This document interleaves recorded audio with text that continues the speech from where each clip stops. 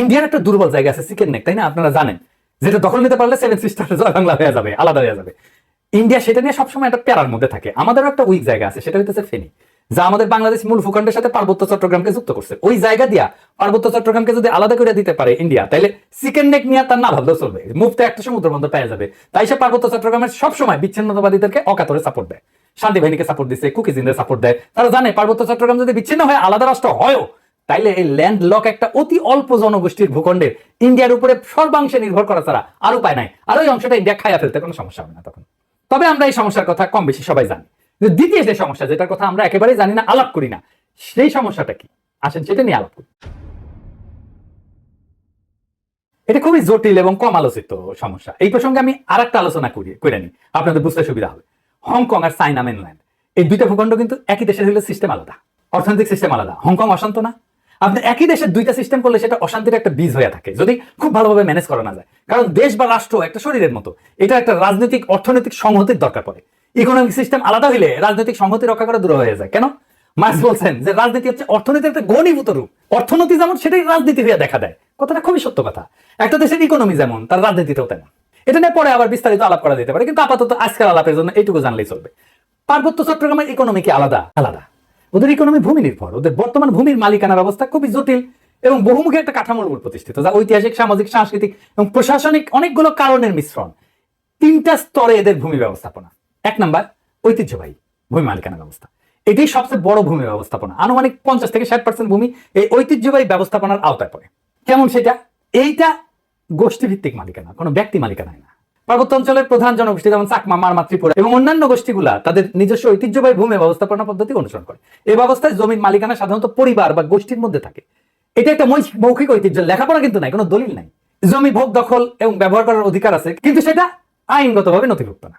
Zoom চাষ হয় না পাহাড়ে, এই জুম চাষের জন্য যে ভূমি, সেইটা কিন্তু এই ঐতিহ্যবাহী কৃষি পদ্ধতি এবং এই ভূমি মালিকানায়। এখানে জমি ব্যক্তিগত মালিকানা না, বরং গোষ্ঠীগত মালিকানায় পরিচালিত হয়। 2 নাম্বার মালিকানা হচ্ছে সরকারি ভূমি মালিকানা। সরকার যেটাকে রিজার্ভ বন ঘোষণা করছে, এটা সরকারি মালিকানা। পার্বত্য চট্টগ্রামে একটা বড় অংশ আমরা জানি যে রিজার্ভ ফরেস্ট বা সংরক্ষিত বন হিসেবে ঘোষিত। এই ভূমি বন বিভাগ দিয়ে নিয়ন্ত্রিত এবং চাষাবাদ এবং বসতি স্থাপন এখানে নিষিদ্ধ।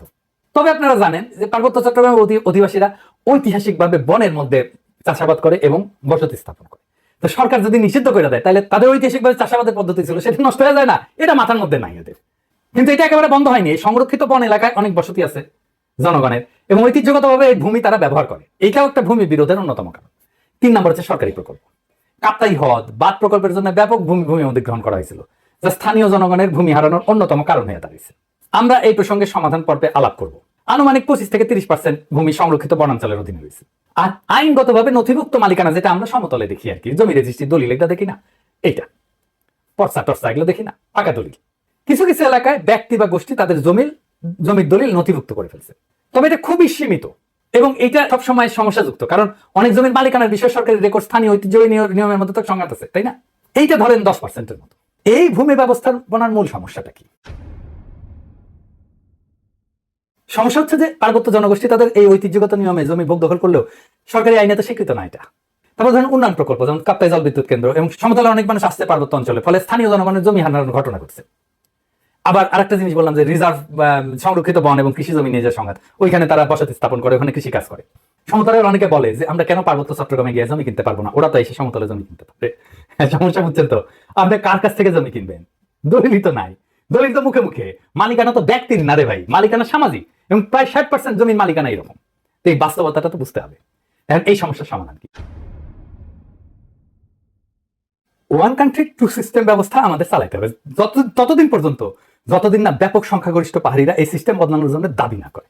আমরা এই ব্যবস্থার জন্য হংকং এর অভিজ্ঞতা, স্কটল্যান্ড, উত্তর আয়ারল্যান্ডের অভিজ্ঞতা কাজে লাগাতে পারি। এইটা করে ঐতিহ্যবাহী ভূমি ব্যবস্থাকে আইনি স্বীকৃতি দিতে পারি এবং পুরো পার্বত্য চট্টগ্রামকে আমরা গ্রিন ইকোনমির আওতায় আনতে পারি। তাহলে আমাদের এই 1 কান্ট্রি 2 সিস্টেমটা ভালোভাবে বাস্তবায়ন করা যাবে। অর্থনৈতিক উন্নয়ন আর স্বাতন্ত্র্য 2 লক্ষ্যই অর্জিত হবে। পার্বত্য চট্টগ্রামে ব্যাপক অর্থনৈতিক উন্নয়ন করলে, পাহাড়িদের আয় আর জীবনযাত্রার মান বাড়িলে বেশিরভাগ সমস্যার সমাধান হয়ে যাবে। আসলে এই গ্রিন ইকোনমিটা কিভাবে এটা ইমপ্লিমেন্ট করা যায় সেটা দেখি, বাস্তবায়ন করা যায়।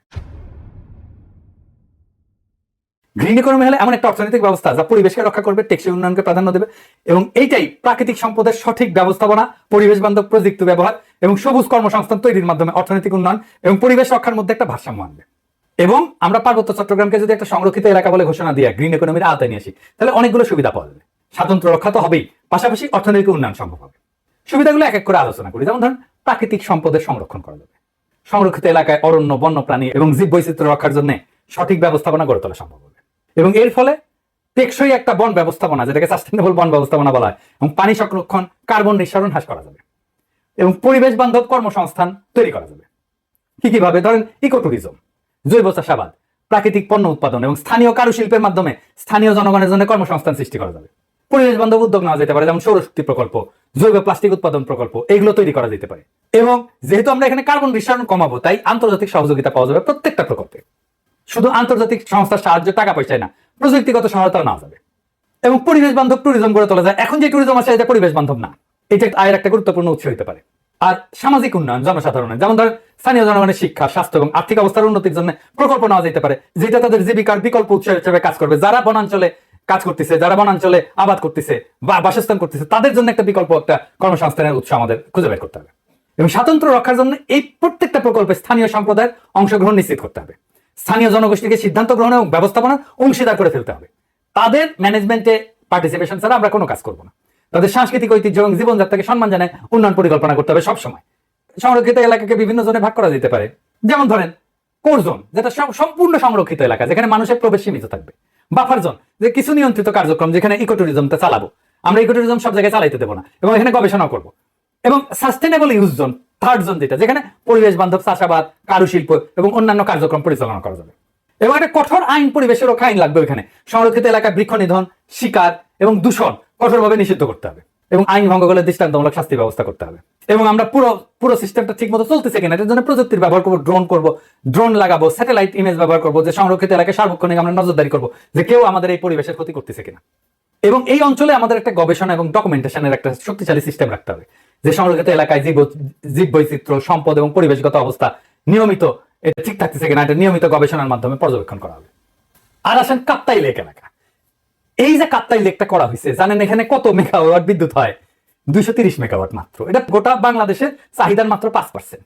এই যে 5% বিদ্যুৎ, তার জন্য কত বড় সমস্যা আমরা তৈরি করছি। আমরা যদি ঘোড়াশাল বিদ্যুৎ কেন্দ্রের কথা চিন্তা করি, ঘোড়াশাল বিদ্যুৎ কেন্দ্র 950 মেগাওয়াট বিদ্যুৎ উৎপাদন করে, তার মানে 4 গুণ এই কাপ্তাই লেকের চাইতে। তাইলে আমি এটা আসলে রাখবো কেন? এই কাপ্তাই বাঁধ ভেঙে দিয়ে আমরা জমি উদ্ধার করলে কি সমস্যা? এটা ভেবে দেখতে হবে। এটা নিয়ে আমাদের সিরিয়াস চিন্তা করতে হবে যে আসলে আমরা কাপ্তাই বাঁধটা রাখবো কিনা। একটা দীর্ঘস্থায়ী প্রবলেমের সমস্যার সমাধান করতে কাপ্তাই লেক থাকবে না। কাপ্তাই লেকের দরকার কি? আমাদের তো দরকার নাই। দৃষ্টিনন্দন কাপ্তাই লেকের তো দরকার নেই। আমার যদি জমি উদ্ধার হয় ওইখানে, এই 230 মেগাওয়াট বিদ্যুতের দাম কত? আর আমরা যদি এই জমিটাকে ব্যবহার করতে পারি, কাপ্তাই লেকের নিচে ডুবে যাওয়া জমিটা যদি উদ্ধার করতে পারি, তাহলে এই জমিতে আমরা কি পরিমাণে অর্থনৈতিক ব্যবস্থাপনা করতে পারবো, অর্থনৈতিক সুবিধা পাবো, অর্থনৈতিক লাভ করতে পারবো। এটা একটা স্টাডি হতে পারে। আমি এটা ধারণাটা দিলাম। যদি মনে করেন যে স্টাডি করে যদি দেখা যায় যে ওইখানে অর্থনৈতিক সুবিধা যেটা, সেটা অনেক অনেক বেশি এই কাপ্তাইয়ের 230 মেগাওয়াটের বিদ্যুতের চাইতে, তাহলে কাপ্তাই বাঁধ আমাদের রেখে লাভ, এটা ভেঙে দেওয়া যেতে পারে।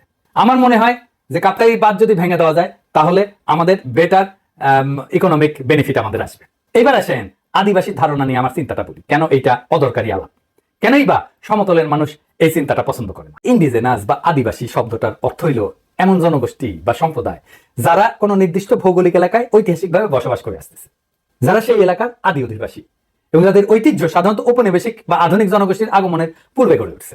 সহজ বাংলায় বললে ওই অঞ্চলের আদিবাসিন্দা। রেড ইন্ডিয়ানরা যেমন আমেরিকার আদিবাসিন্দা, আপনারা তো সেটা না পাহাড়ি ভাইরা। তারপরে যখন এই শব্দ ব্যবহার করার জন্য চাপাচাপি করেন, তখন বাকি দেশের মানুষ এটাকে সন্দেহের চোখে দেখবে। এটাও বুঝতে হবে।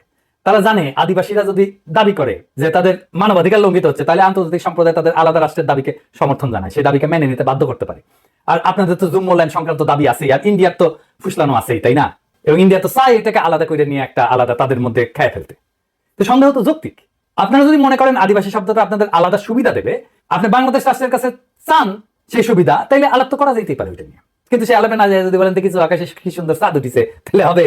পাহাড়ে সবাই যেমন বিচ্ছিন্নতাবাদী না, এটা যেমন সত্য, তেমন সমতলের সবাই আপনাদের ব্যাপারে ইনসেনসিটিভ বা অসংবেদনশীল না, এটাও তেমন সত্য। তাই আসেন দুই পক্ষকেই বলি, সংঘাত আর অবিশ্বাসের কালকাটায় আমরা নতুন ইতিহাস গড়ি। হাসিনা বিরোধী লড়াইয়ে পাহাড়ি ভাই বোনেরা আমাদের কাঁধে কাঁধ মিলায় লড়াই করছেন। আমরা এই ঐতিহাসিক ঐক্যকে সাথে নিয়ে আগায় যাই। আমরা এমন এক বাংলাদেশ গড়ে তুলি যার গর্বিত মালিক হবে হিন্দু, মুসলমান, পাহাড়ি, সমতলী, চাকমা, বাঙালি সকলেই। বৈচিত্র্যের মধ্যে আমরা গড়ে তুলবো এক মহান ঐক্য, এক নতুন বাংলাদেশে। যে বাংলাদেশের স্বপ্ন দেখেই জুলাই আগস্টের হাজারো শহীদেরা চোখ মুছছিল, শেষ নিদ্রায় গেছিল। আসেন আমরা সেই স্বপ্নকে বাস্তব করে তুলি।